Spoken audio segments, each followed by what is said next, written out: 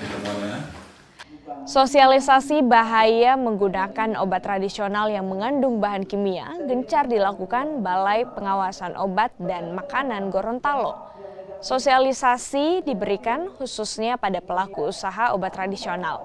Kepala BPOM Gorontalo mengatakan hasil patroli siber dan penelusuran di lapangan masih ditemukan obat tradisional yang mengandung bahan berbahaya diperjualbelikan.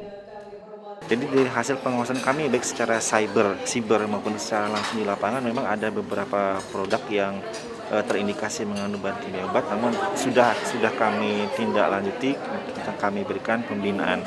Jadi kami berikan pembinaan dulu terlebih dahulu, baru kemudian apabila masih melakukan pelanggaran, baru kemudian kita lanjut ke pro justisia. Ada tambahan-tambahan ilmu yang tidak pernah kita dapat di tempat lain kan.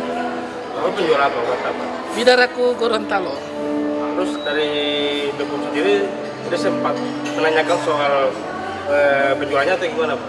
Ya, itu kalau BPOM dari kita sudah sering lah, bukan cuma sekali ini.